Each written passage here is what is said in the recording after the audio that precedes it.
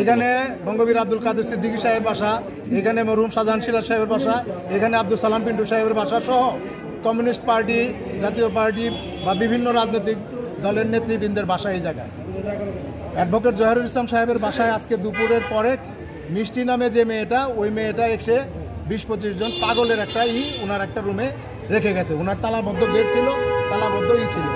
এইটা আমরা বিকেলে এসে জানতে পাইরা আমি সহ এলাকাবাসীরা আমরা থানায় গেছি। থানায় গিয়ে আমরা থানার ওসি সাহেবকে ইনফর্ম করছি। ওসি সাহেব এটার বিষয়ে ব্যবস্থা নেবেন এবং সেই ব্যবস্থা নেওয়ার আলোকেই এখন আর্ম ফোর্স এবং পুলিশ প্রশাসন আসছে। আমরা জানতে পারছি যে সিলেন সাহেবও আসছেন। যদি ওনারা ব্যবস্থা নেয় তো ভালো, না হলে এইরকম একটা অমানবিক কাজ, যে লোকগুলাকে এখানে বন্দি করে রেখে গেছে, ওরাও সারাদিন পানি এবং আহারবিহীন ব্যবস্থা আছে। এটা খুব একটা অমানবিক, এটার একটা ন্যায্য বিচার হওয়া দরকার। আর বাসাবাড়ি হুট করে আইসার জন্য দখল করে ফেললে ওটা দখল হবে না। আমরা যতটুকু জানতে পারছি যে এটা আওয়ামী লীগের নেতা অ্যাডভোকেট জহিরুল ইসলাম সাহেবের বাসা না, এটা তার স্ত্রীর নামে বাসা। এই বাসাটা জহির সাহেবের কোনো সাজা থাকতে পারে, তার কোনো দুর্নাম বদনাম থাকতে পারে, কিন্তু তার কারণে তার স্ত্রীর বাড়ি ঘরে দখল করার কোনো সুযোগ আইনে নাই। আমার যতটুকু আইন জানা আছে এরকম কোনো সুযোগ নাই।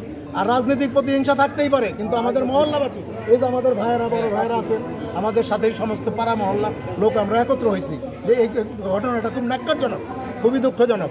আমরা আপনাদের মাধ্যমে জনগণ প্রশাসনকেও জানাতে চাই, জনগণকে জানাতে চাই আমাদেরকে শান্তিতে বসবাস করতে দেন।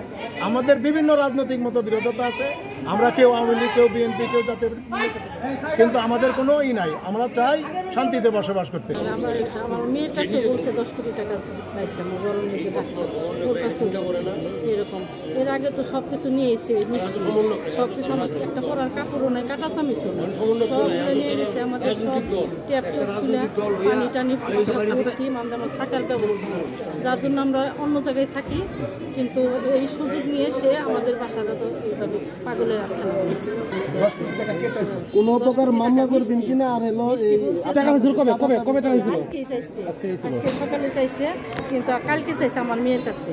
তারপরে বলছে আমরা তো ওইটা রাজি হই নাই, রাজি হই না, মোবাইলে না, সরাসরি চাইছে।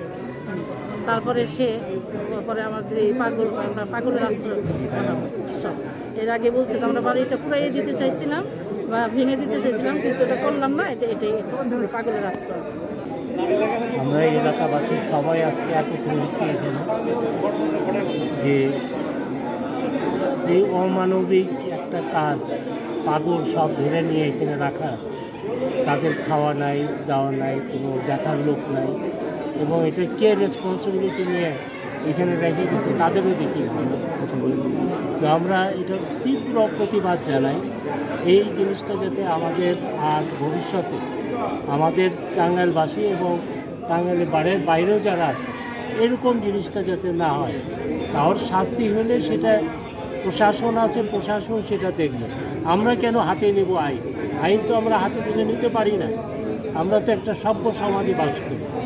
এখন আর যেটা হয়েছে যে এইভাবে পাড়ার ভিতরে এত রাত্রি নামাজের পরে আমরা সবাই একত্রে এখানে উপস্থিত। আমরা আশা করব যে প্রশাসন যাতে এইটার একটা সুব্যবস্থা নেন। অপরাধ না করুন, সেটা আইন আছে, দেশে আইন ব্যবস্থা আছে, প্রশাসন আছে, সেই অনুযায়ী তাদের ব্যবস্থাটা হবে। কিন্তু আসলে একটা লোক একটা অপরাধ করলো দেখে টোটাল ফ্যামিলিকে আসলে হ্যারাসমেন্ট করা বা টোটাল একটা পরিবারকে ধ্বংস করে দেওয়া, এটা তো কোনো যুক্তিসঙ্গত বিষয় হতে পারে না। তাহলে তো আজকে কালকে আপনার নিরাপত্তা নাই, আমার নিরাপত্তা নাই। আমরা তো আসলে এই আন্দোলনের সমর্থন কেন করেছি যে আমরা একটা নিরাপদ পরিবেশ, নিরাপদ দেশ চাই। সেক্ষেত্রে এখন মনে করেন যে যদি সেই আমার পাশের বাড়ির লোকই নিরাপদ না থাকে, আমার পাশের বাড়ির লোকই হ্যারাসমেন্টের শিকার হয়, যে অপরাধ করছে তার শাস্তি অবশ্যই হওয়া উচিত, সেই আমি দাবি করি। কিন্তু সবারই যদি হলাম যারা নিরপরাধ, নিরস্ত্র মানুষ, তাদের যদি অপরাধ হয় বা তাদের যদি শাস্তি হয়, সেটা তো আসলে গ্রহণযোগ্য না।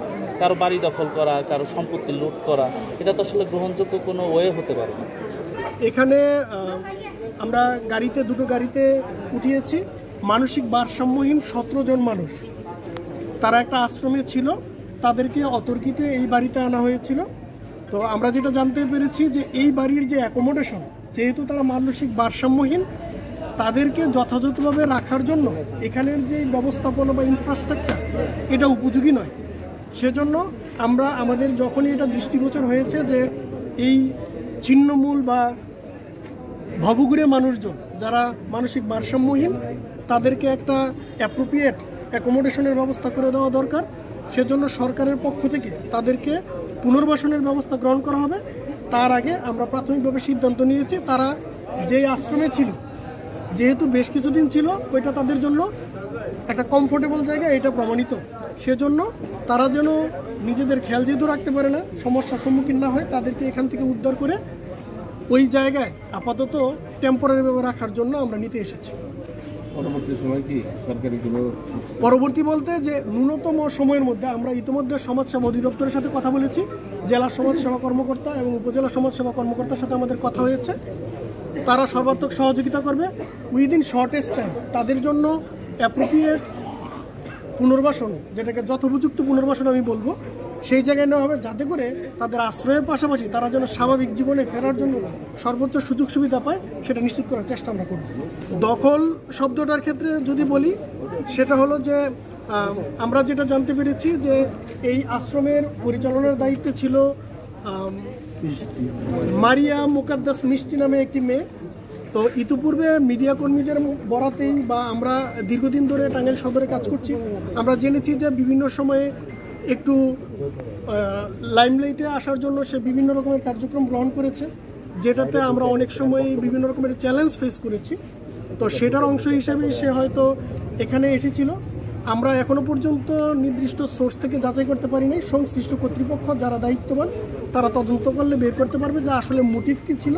প্রাথমিকভাবে বলা হয়েছে যে যেহেতু ছাত্র সমন্বয়ক পরিচয়ে যারা রয়েছে, যারা জুলাই আন্দোলনের নেতৃত্ব দিয়েছে বা এখন একটা ফর্মাল তাদের সেট আপ কমিটি হয়েছে, সেই কমিটির দায়িত্বশীলরা সোশ্যাল মিডিয়াতে পোস্ট করে বলেছে যে দখল, চাঁদাবাজি বা যে বিভিন্ন সামাজিক যে অপরাধ আছে সেটার সাথে তাদের সংশ্লিষ্টতা নাই, এবং টাঙ্গাইল সদরে যদি বিশেষত কেউ এই ধরনের কাজে জড়িত হয় সেটার দায় তারা নিবে না এবং তাদের বিরুদ্ধে ব্যবস্থা নেওয়ার জন্য তারা আহ্বান জানিয়েছে।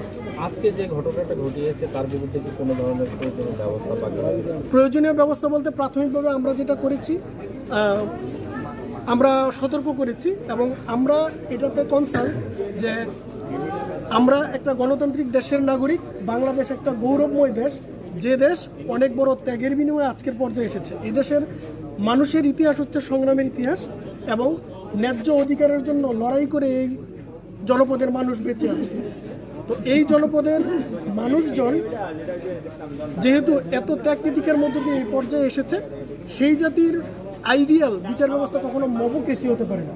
এখানে আইনের শাসন হবে, আইনি প্রক্রিয়ায় দোষী নয়, ভালো মন্দ সব কিছুর বিচার হবে ফর্মাল আইনে। যদি আইনের কোনো ধরনের পরিবর্তনের প্রয়োজন হয়, সংশ্লিষ্ট যারা রয়েছে, আমাদের সবারই এখতিয়ারের একটা সীমারেখা আছে, এখতিয়ারবান যারা রয়েছে তারা সিদ্ধান্ত নেবে যে কিভাবে দেশ পরবর্তীতে পরিচালিত হবে। আমরা আইনানুগ প্রক্রিয়ার দিকে আমরা জোর দিব।